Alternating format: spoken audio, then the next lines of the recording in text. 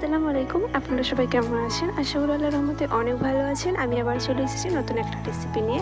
আমার আজকের রেসিপি হচ্ছে রুই মাছের টক ঝোল। চলুন বেশি কথা না বলে রেসিপিটা শুরু করা যাক। প্রথমে আমি মাছটাকে ভেজে নেব। তার জন্য নিয়েছি 8 পিস মাছ। মাছের মধ্যে দিচ্ছি অল্প মতন হলুদ গুঁড়া, লবণ। হলুদটা এবং লবণটা মাছের সাথে ভালো করে মিক্স করে নিচ্ছি।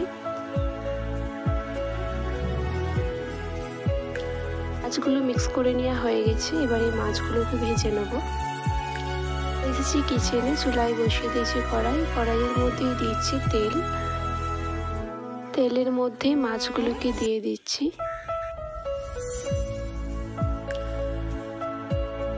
এই মাছগুলো তেলের মধ্যে দেওয়া হয়ে গেছে। এবার এই মাছগুলোকে ভালো করে ভেজে নিচ্ছি।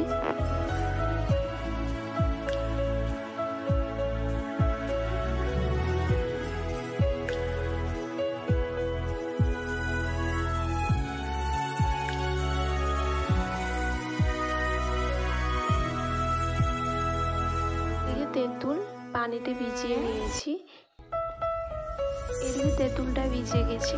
এবার এই তেঁতুলটাকে কচালে টকটাকে বের করে নিচ্ছি। এইদিকে নিয়েছি সর্ষে, কাঁচা জিরে, 2টি শুকনো লঙ্কা। এই উপকরণগুলো একসাথে কুটে নেব। এদিকে চুলায় বসিয়ে দিয়েছি কড়াইয়ের মধ্যে দিয়েছি তেল।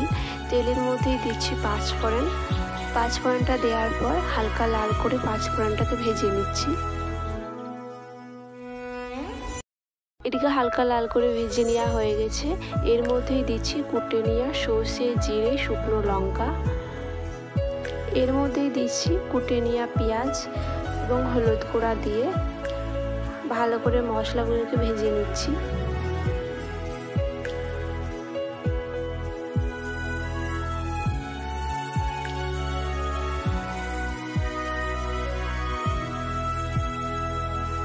ভেজে নেওয়া হয়ে গেছে। এর মধ্যেই দিচ্ছি গুলে রাখা তেঁতুলটা দেওয়ার পর অল্প মতন পানি দিয়ে সব উপকরণগুলো ভালো করে মিক্স করে নিচ্ছি। মিক্স করে নেওয়া হয়ে গেছে। এর মধ্যে ভেজে রাখা মাছগুলোকে দিয়ে দিচ্ছি। মাছের মধ্যে দিচ্ছি পরিমাণ মতন চিনি এবং পরিমাণ মতন লবণ এবং চিনিটা দেওয়ার পর একটু নাড়াচাড়া করে ফুটিয়ে নেব।